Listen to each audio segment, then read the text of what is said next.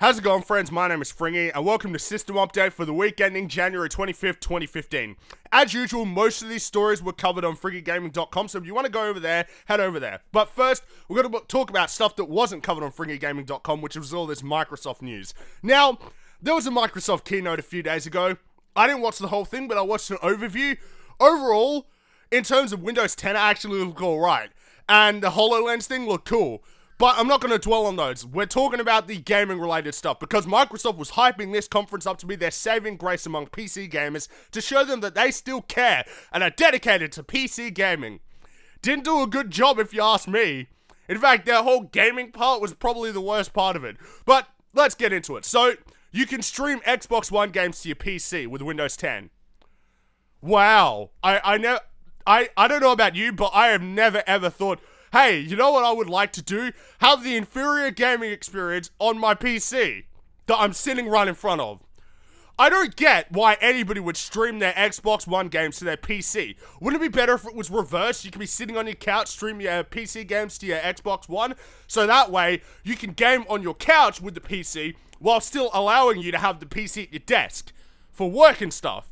That makes a lot more sense to me. I mean, that's the reason why it works with that Nvidia stuff, with the Shield tablet. Because you can stream from your PC to the inferior piece of hardware, not the other way around. But regardless, it's a feature nonetheless. There's an Xbox app for Windows 10, where you can look at friends lists and stuff. Yay. I mean, I suppose I'm never going to fucking use that. I'll just tell you that right now. But this is the main part. DirectX 12. Jesus fucking Christ. Here we go. So, now Xbox gamers are fucking up in arms, ecstatic about how DirectX 12 is going to be the saving grace for the Xbox One. It's going to make the Xbox One more powerful than the PS4. Now, those of us with our brain know that this is bullshit, but let's just talk about it. So, they showed this demo where there was this improved performance, which I'll tell you something right now, Xbox fanboys, that's going to benefit the PC a whole lot more than it benefits you. Because the whole point of DirectX is really for the PC. It's so that you can write one piece of code and have it talk to a bunch of different hardware. Makes it easier for coding for PC, because there's so many configurations, whereas on the consoles, not so much. They're just going to optimize the fuck out of it anyway. They spend way more time figuring out how to optimize performance. So you aren't going to see that much of a leap with DirectX 12, just tell you that right now, despite what Microsoft's been saying. Now, they did show this demo where there was this improved performance, but the thing you need to understand is you gotta always think about what they're showing you. I mean, one dumb fucker on Twitter posted me a link that was to an article from GDC 2014. And essentially, it was showing, like, the improved performance scene with DirectX 12. Now, if this guy actually read the article, like, actually read it instead of just looking at the headline and being like, oh, wow, that's it. That's all there is to this story. If he actually read the article, he would have seen that the performance boost was seen in unoptimized games. Now, let me tell you something right now. Console games, they aren't unoptimized. They're optimized to shit. They are optimized to the absolute, the best that they can. DirectX helps with optimization across a wide variety of configurations. An unoptimized game on DirectX 11 is not going to perform as well as an unoptimized game for DirectX 12 because DirectX 12 is assisting with optimization automatically. But they're still optimized for the PC. But on the consoles, no, they optimize regardless of what DirectX there is. But if this guy had actually read, and that's the thing you need to understand about this demo too. All they did was show you a demo of like, oh, here's DirectX 11, here's DirectX 12. They didn't elaborate into what it was, what sort of setup it was. They didn't elaborate to how optimized the game was or anything like that. They just showed you a demo. And you're just like, wow, well, that's it, final nail in the coffin, that's it, that's all we need to know. Would have been nice if we knew it was optimized or unoptimized, wouldn't it? Because that's important. But regardless, I mean, they're not going to shut the fuck up. I mean, this is the same shit that the Sony fanboys were saying about the Cell back in 2007. All this untapped power of the Cell. And yet, the only developers that managed to even get the power of the Cell were the best of the best Sony exclusive developers, like Naughty Dog and, what's it called? Santa Monica. That's about it. So, overall, the Windows 10 looks cool to me. The HoloLens thing looks fucking awesome. Though, I'll probably never be able to buy it, at least not for, like, until it becomes at least somewhat accessible. But the gaming aspect, oh, and more Xbox One games coming to the PC. I mean, really, at this stage, why do I even own an Xbox One? When basically all of the exclusives seem to be coming to PC except Halo. They said that Fable Legends, that was the first of many to come to the PC. Really? Why do I have this?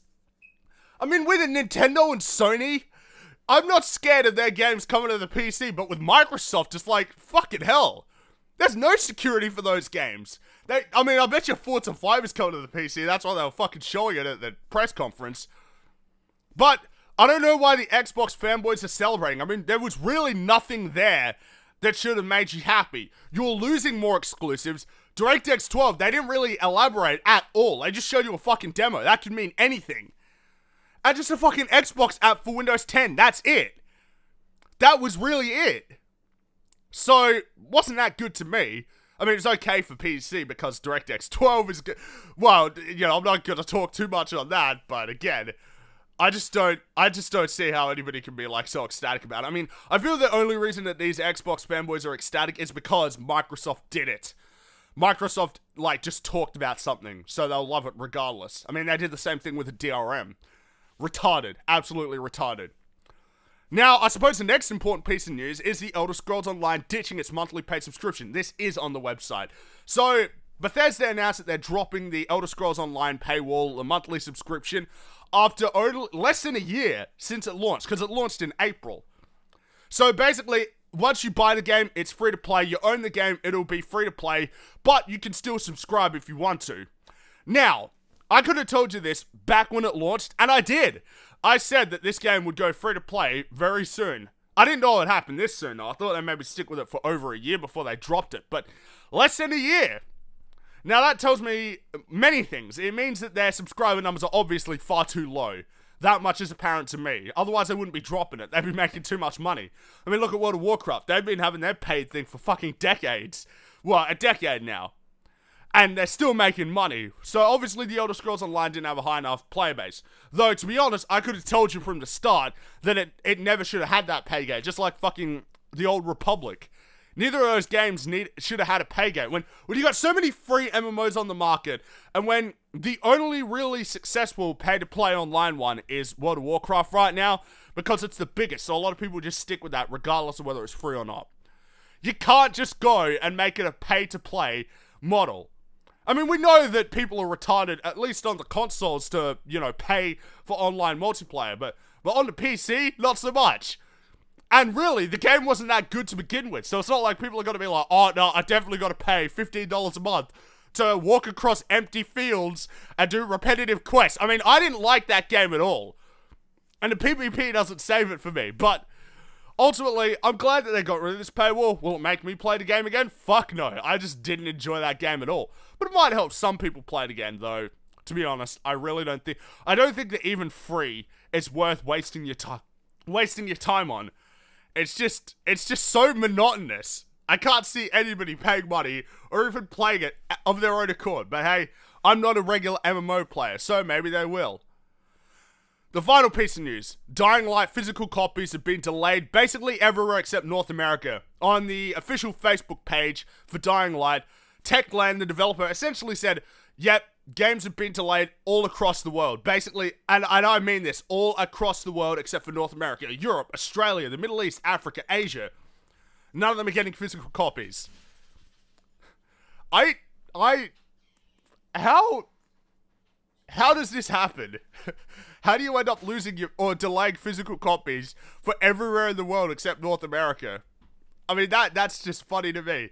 Because even WB Games have admitted that, yeah, we're gonna lose a lot of money because of this. Because the fact of the matter is that if this takes too long to get back, people are just gonna move on to other games. I mean, in the modern gaming industry, you gotta catch people at first. Otherwise, they're just gonna move on. And February is fairly crowded. Even if the games that are coming out, I don't think are gonna be particularly great, like fucking The Order. But a lot of people are excited for that game. So if Dying Light ends up releasing its physical copies in the rest of the world, particularly in Europe, that's an important one. In February, they're going to have a bit of trouble recuperating those lost sales, because while on the PCs, like, everybody's going to buy it digitally anyway, on the consoles, Not as many people are fond of buying digitally, especially when digital games cost the same amount as physical games on the consoles. I mean, here I've got to pay $90 for a digital copy of a game. Who would do that when they could buy a physical disc that they then own? But again, I'm just scratching my head. How does this happen? Seriously, how does this happen? Well, that's it for System Update for today. Thanks for watching. I'm Fringy, and as always, have a good one.